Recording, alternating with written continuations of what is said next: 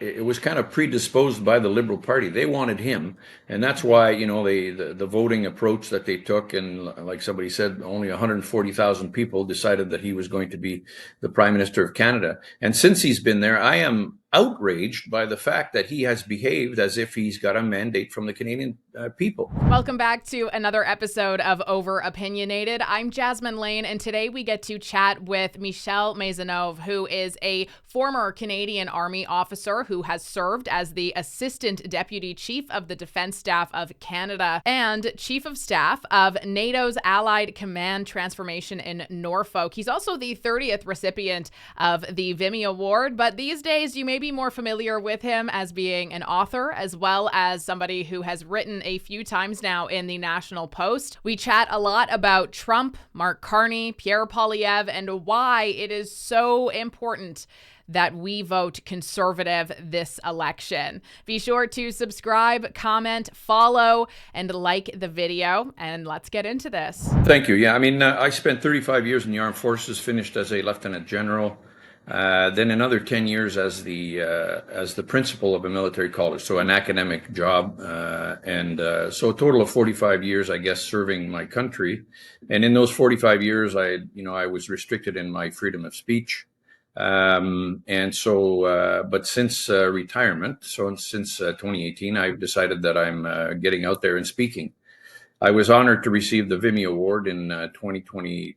It was the 2020 award, but because of COVID, was presented in 2022. And I made a speech that I wanted it to be the start of a dialogue. It was a probably hard-hitting speech, and talked about that I thought our country was failing and not reaching its potential. That got me, if you wish, canceled to a certain extent, and but eventually turned into an ability or a platform for me to speak about some of those issues and expand on them, and led to eventually writing this book called In Defense of Canada that came out in October of last year. So since then, I've been, and when I spoke in 2022, I was speaking as a Canadian, not as a partisan of one party or another. Since then, though, I've obviously come out of the closet as a conservative and trying to help Pierre Poilievre to become the new Prime Minister of Canada, because we need a change. Man, do we need a change. So that's kind of the way things have happened.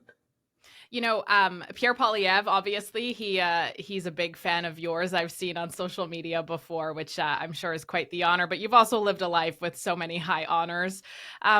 It's interesting, your knowledge, and it's something that I've heard the media, mainstream media, try to get him on a few times when he talks about, I don't know what the proper word is, unwokeifying our military in particular. And so you have obviously spoken out against woke ideology and the ways in which it has infiltrated military public institutions, and also, in my view at least, just weakened many Canadians, especially young Canadians, where you're kind of always trained to listen to a person of authority, and then all of a sudden you're taught all of these things and you believe them to be true, and you get out into the real world, and the real world is quite different than a lot of that stuff. But we've seen a massive ideological takeover. It really seems, there's no other way that I can explain it. And so what impacts do you believe that woke ideology, perhaps weakness is more of a crude way of saying it, but what that is having on our national security as well as our unity as a nation?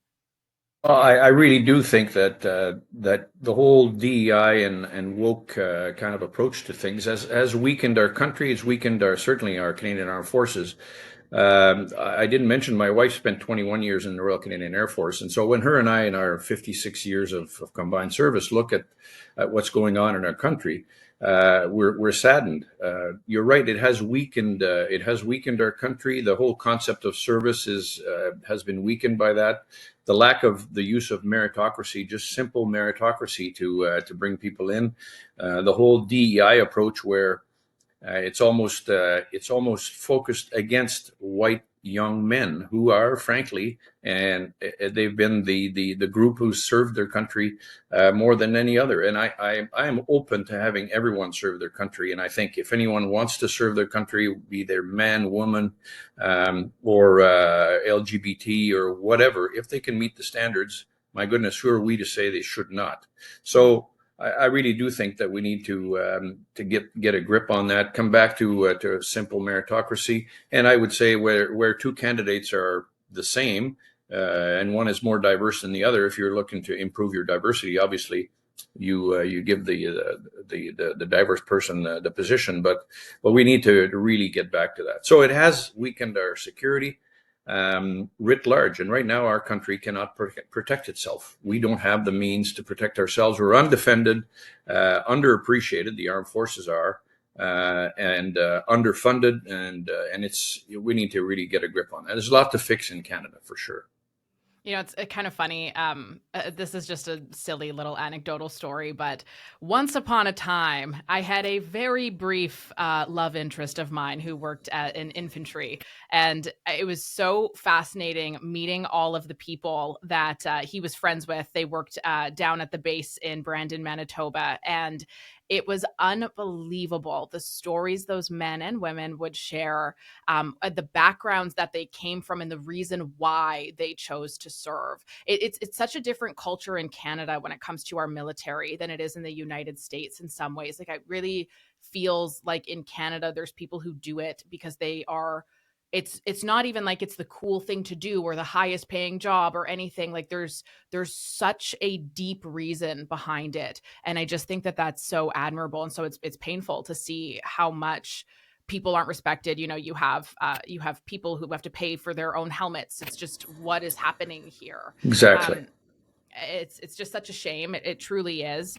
And I'm wondering as well, you know, Pierre Poilievre has spoken on this at length, as have other leaders too. But when it comes to Canada and our NATO and defense budgets and all that stuff, what is your theory, I suppose, behind why it stagnated the way that it did, which kind of put us in the position that we are in? Why wasn't that taken as a bigger priority?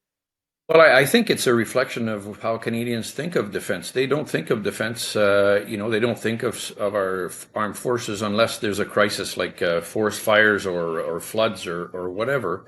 That's when they start thinking about them. But that's too late. You know, during a crisis is too late. What we need to, coming back to your other point, those who do serve Canada right now, young men and women, are amazing. I mean, I'm sure your colleague, your friend there was fantastic. He's a young Canadian, and they're still the best. They're the best. What we're not doing, we as Canadians, is giving them the means to really be successful in their job. You know, the best equipment, the best training, the best funding, the best support, also from just ordinary Canadians. And so that's kind of, because Canadians don't think about defense until there's a crisis, it's difficult for them to be involved in this and to have an idea about it. And you're right, our politicians now have said on both sides or all the sides of the aisles that they believe we need to improve the forces. We're not meeting our 2%. But I've always said the other thing is, don't worry about 2%, 3%, whatever. Take a blank sheet of paper and say, okay, what do we need to defend our country? And once you decide that, how many units, how many aircraft, how many ships, you're going to be way beyond the 2%. And, and if you give that to the armed forces, they'll know what to do with it. Then they will feel that they're able to. We're 16,500 soldiers short now, even in our tiny armed forces. So there's a lot of work to do there to improve the situation. Do you think there's anything at all Mark Carney has said, oh, we're going to protect, fight, and build? Do you think that there's any bit of that actually holds true or is even a reality with what they have shown so far, or what you know about him so far as well? I guess to me, the question comes down to trust. I mean, Mark Carney, he's a liberal. He's the head of he's the chief, the leader of the Liberal Party. The Liberal Party will continue to be the Liberal Party with their policies. So they're extreme progressive policies, the whole DEI business, the whole climate change business, and putting the emphasis on that. What we need now is change. We need to, and so why I say it comes down to trust is, you're going to trust the same old people, same old tired liberals, I call them, to implement all the things that they want to do, that we need to do in our country? Or do you want to take somebody like Pierre Poilievre? And you watched him last night in the debate. Everybody said he's an attack dog and he's ridiculous. Look at him. He was prime ministerial. He was relaxed. He was confident. He was in control. He had a real great grasp of the issues. He was reasonable. And you know what, Jasmine, he brought hope. I think this is what he Yeah. talked about. He talked about hope. And sadly, to me, in the last 10 years, we have lost hope. I mean, this government, the current government, and again, it's the Liberal government, he's going to continue the policies of Justin Trudeau. And so to me, it's quite clear. We need a government to bring us hope, including to the armed forces, and to implement the things that he says. And I think Pierre is the guy to do that. I want to jump back to that a little bit, but this one just came in my head. So watching the debates last night, did you watch the whole thing? Yes, I did. Okay. So I'm not sure if you can speak to this, but I'll ask anyway. Mark Carney had brought up when he had his one-on-one with Pierre Poilievre, which I thought was just such a failed opportunity. And I was absolutely shocked that he brought up Pierre Poilievre's security clearance. What are your thoughts on that talking point, what that means, and the way that it has been vilified and used to cast doubt on the Conservatives? I think he's absolutely right. And everything he said, and okay, first of all, he started by saying I had a top security clearance when I was, he was a minister, so he has to have that top security clearance. But now, to enable him to have the ability to criticize and to be the opposition leader that you want, and frankly, he's the best leader of the opposition I have ever seen in my 71 years on this earth, and so to be able to have that flexibility, he needed to not be tied to the Official Secrets Act. And that's what it is, Jasmine. It's the Official Secrets Act, which if you contravene that, you're going to jail. That's all there's to it. So he needed to do that. So it was a silly thing for Carney to bring up. And when I talked about the matter of trust just a few minutes ago, how can you trust a guy who's afraid to tell us exactly what his financial worth is? And secondly, that he would not confirm that he was Justin Trudeau's economic advisor. And as Poilievre said, here he was on he's still on the website. So you guys update the website, but will you confirm tonight? And he wouldn't do it. So how can you trust a person like that? That's such a good point. You've said before that Canada is in crisis. Canada is under attack, but it's not from foreign enemies. It's from within. And so on that note, what exactly is it that you think is the greatest internal threat that Canadians are facing at this moment? Or not just Canadians individually, but just the country as a whole? Well, I think national nudity is right up there. I mean, certainly when you've got in Alberta, they're talking about it openly. There's no question, and Danielle Smith has actually come out herself as the leader of the province. You're looking in Quebec right now. Separatism is coming back to the fore. So that is a real issue. I mean, to me, the threats to Canada, the fact that we've got a crisis of leadership and a crisis of complacency. So Canadians are not aware enough. And why did it take Trump to actually make us have a little bit of patriotism? We should have had, should have cared more about our country even before that. So it's a crisis of leadership. Our leaders, I think, are leading us in the wrong way. That's why we need a change there. Crisis of complacency, where Canadians need to serve their country more and better, not just in the military, but in every way.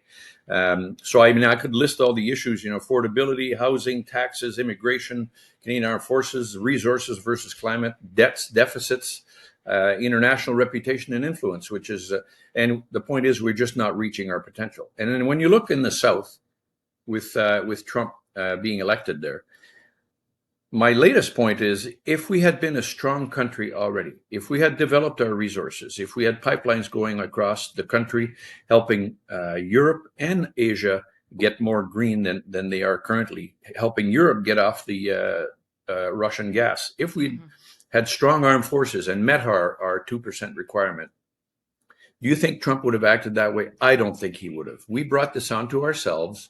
He saw weakness. He saw a liberal government that would be, that had focused on the wrong things. And so he's that's what he wants. He wants to annex us economically.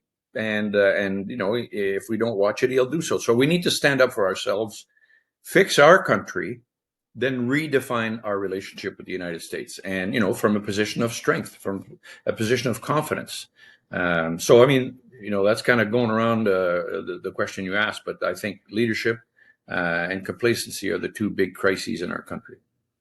It's kind of funny to hear you say that. It's something I've thought a lot too. I have a few more details in there, but with Trump and everything that's going on, he is not just doing it to Canada for one, and we have gotten ourselves in a pretty dependent position.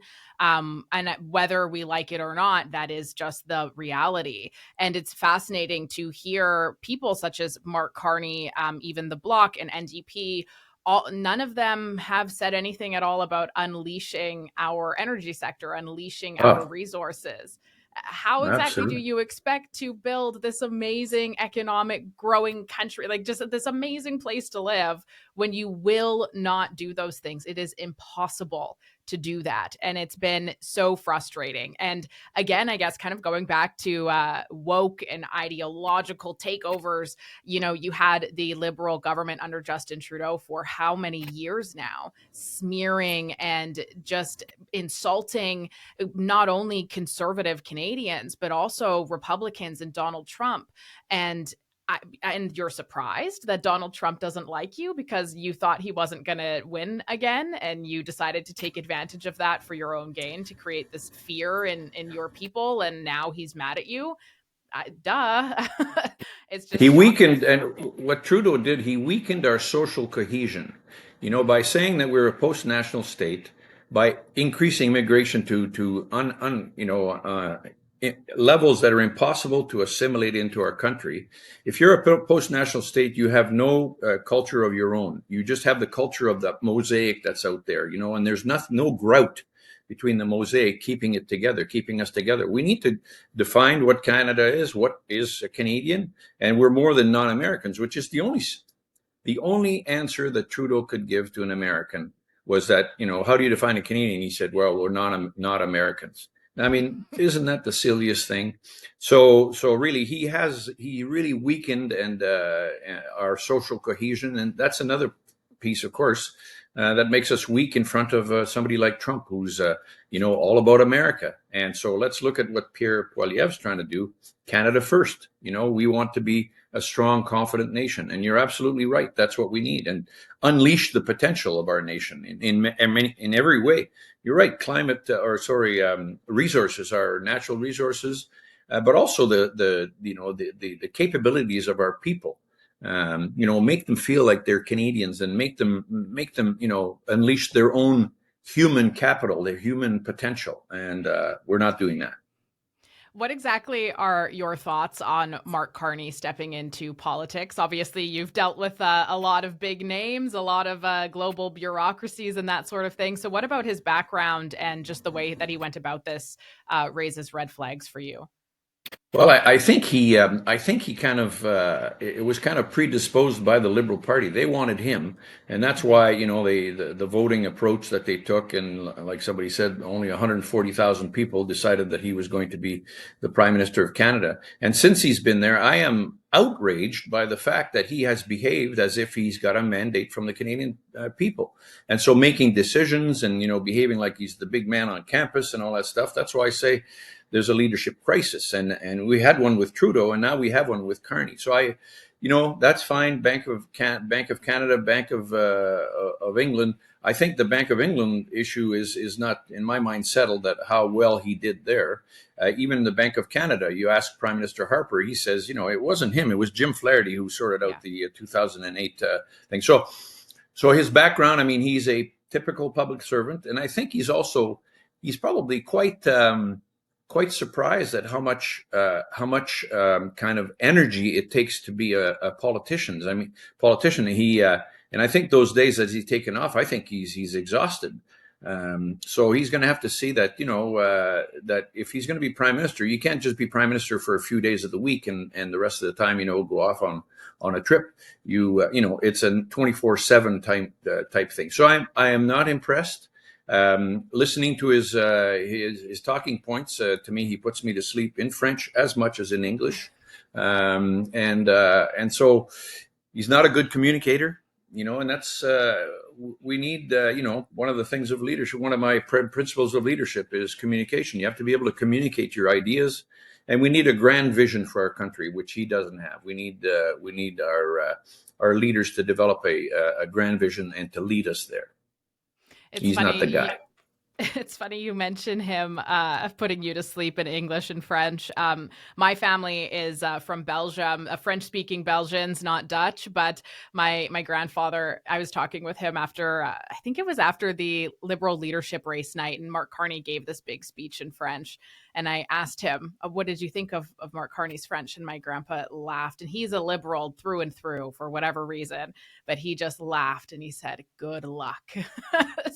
Yeah, no, exactly, exactly. So, and obviously, again, if you think of a guy who, and he has 3 passports, right? He's a triple citizenship. So, if you think of a guy who's been a public servant for that many years, much like Mary Simon, after being a public servant for so many years, she should be able to speak French. He should be able to speak French better than he is now, and so. Anyway, just another tick in the box that he doesn't meet. I kind of on that note, not so much that note, sorry, but on the note of kind of where Canada is headed, the lack in leadership and all of that. You were nearly canceled by taxpayer-funded institutions for doing something so crazy that is speaking your mind and saying what you think. Quite rebellious of you.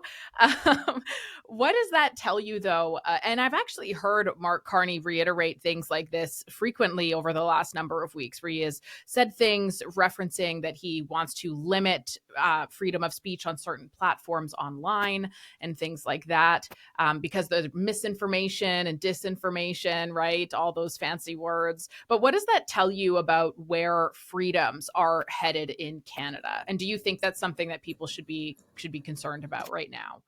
I think we should absolutely be concerned about it. I mean, my view of the government shouldn't be into everything, shouldn't try to regulate everything. And, Canadians need to be free to express themselves. And obviously, the restrictions I had in the military and in the public service, I understand them. You can't criticize policy when you're inside the machine. You criticize it inside the machine.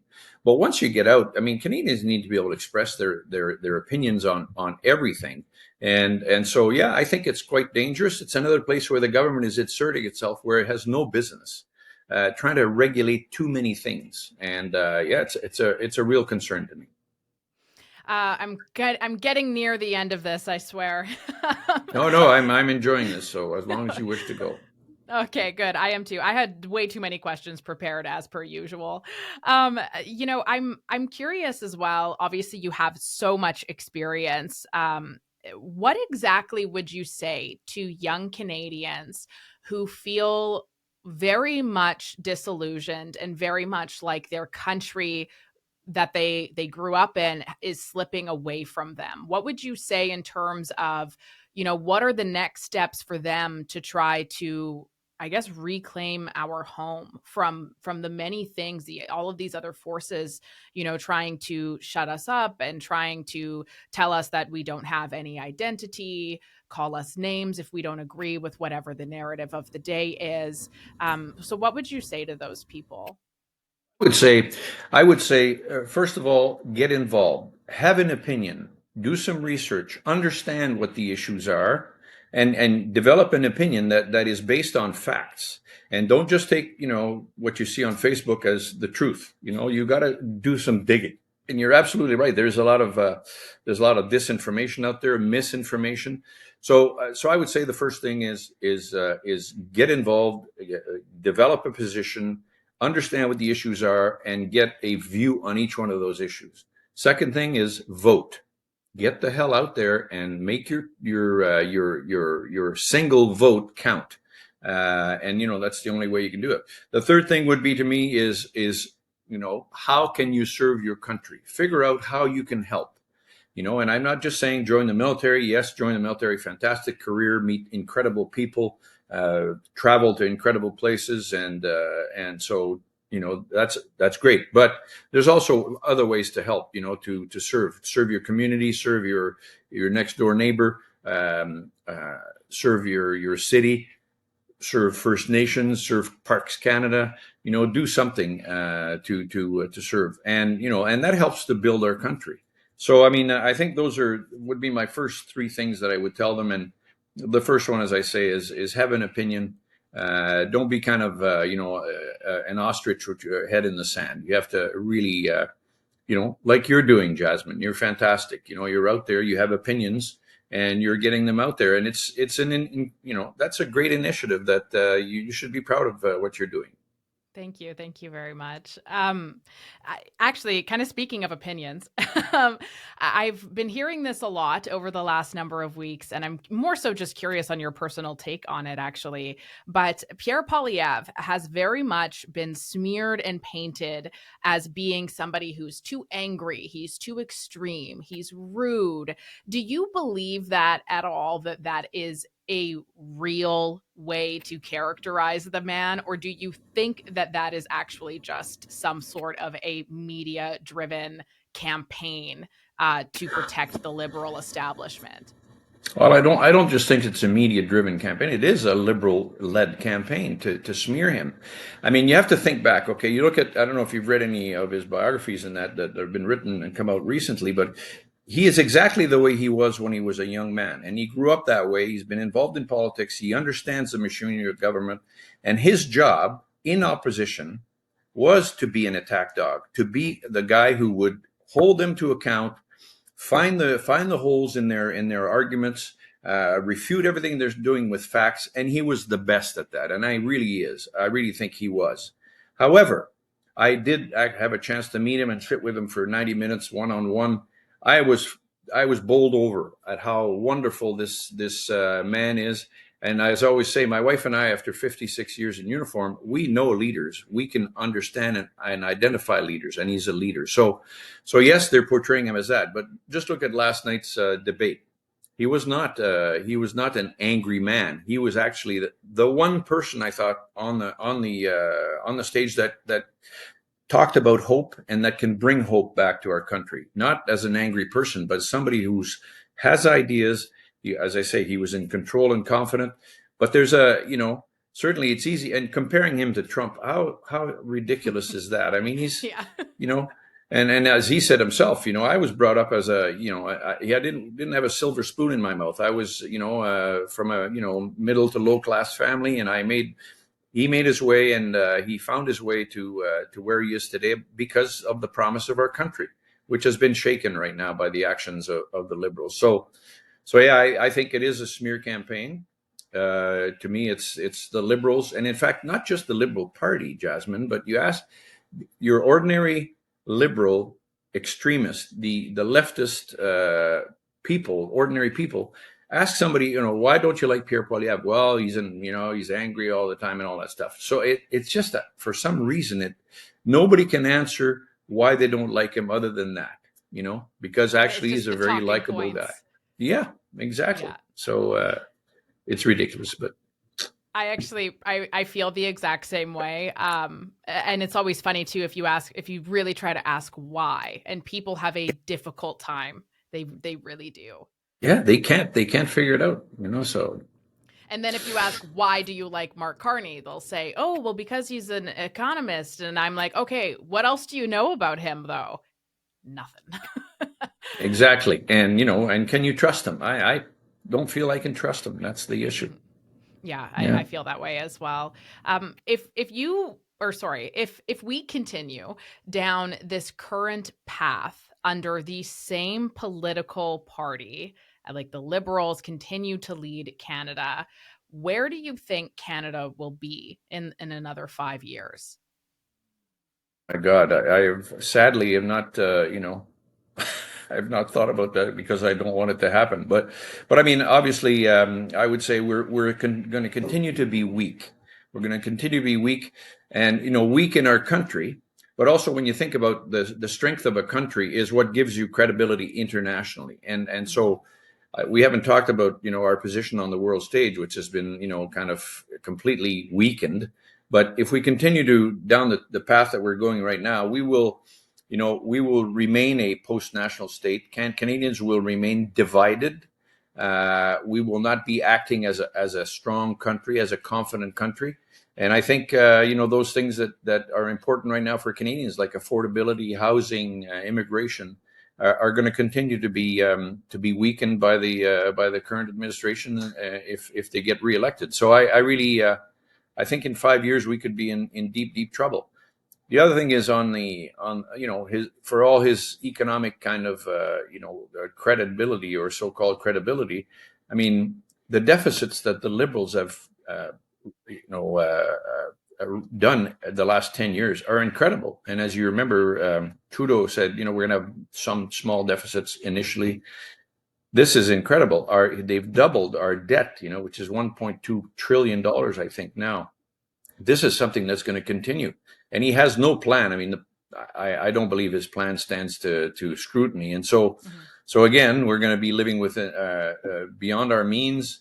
And if you did that with your own budget at home, Jasmine, you'd be in deep trouble, as would I. So I just don't see any improvement in the next 5 years if we stay with the same government. We need a change. We need it right now.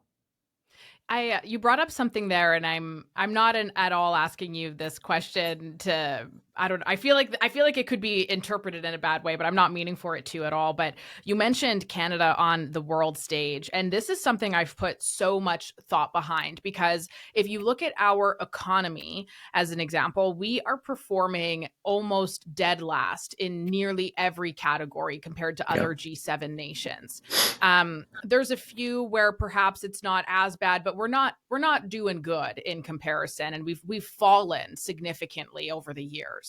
And it makes me wonder sometimes, because to be a G7 nation, there's a lot of requirements there. But one of them, if you're not necessarily meeting it economically to prove that you're worthy of the title, I suppose, is it has to do with your reputation and your influence on the world stage. And that's somewhere that I also feel Canada is weakening. And I'm curious for you, what do you make of that, and what do you make of what Canada is now viewed as on the world stage after having a government that has treated its people the way that it has, and that has prioritized things in such a bizarre way that other nations have not?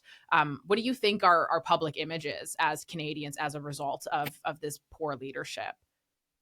I think first of all, let's talk about productivity. The OECD just put out their productivity per capita. I don't know if you saw that, but we're something like, in the last 10 years, 0.5%.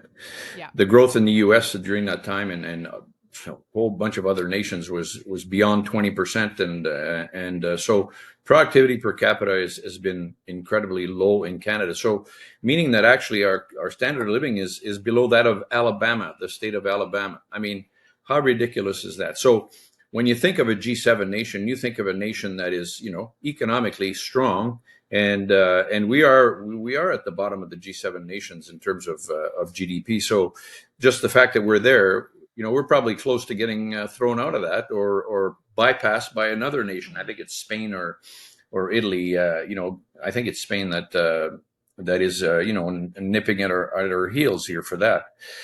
In terms of other participation on the world stage, what people don't understand also about the military and our diplomatic corps is our ability to participate and interact in different international scenarios. The military is kind of the one thing that other nations see of your country. Right now, we've got a small mission in Latvia that it takes the entire armed forces to maintain. Okay, that is 2,200 people. I think they're probably not even there yet. They're probably at 2,000 people. But it takes the entire forces to do that. We have a ship here and a ship there in different places as well. But so militarily, we're incapable of first of all defending Canada, but also participating in many of these international missions that we used to in the old days. And when I wrote the book In Defense of Canada, I talked about where I was in some of these instances where I could say, here's where I saw our country being. And I use that as examples. It's not about biography, but it talks about those times that I was involved in something where Canada mattered in those days. And, our opinion was sought. Our troops were participating, and they were doing something very important for the coalition. So right now we're unable to participate in a lot of this stuff. They don't even ask our opinion. We were not asked to join the AUKUS arrangement with Australia, the UK, and the US. we weren't even, consulted. We weren't even asked to participate. And now, of course, we're trying to get back into it on the tier 2, the non-nuclear submarine issue, and the other issues. And I don't know where we are. But again, a lack of leadership for us to lean forward and say, okay, Canada wants to matter. We want to be part of that. We're going to rebuild our forces. We're going to rebuild our economy and become important on the world stage. But right now, we are extremely weak, and for all the reasons you said as well. Well, thank you so much. That is all that I have for you at the moment. I really appreciate you joining us. That was an excellent conversation, and we'll have to do this again post-election for sure. Jasmine, merci beaucoup. It was great to speak to you, and you take care.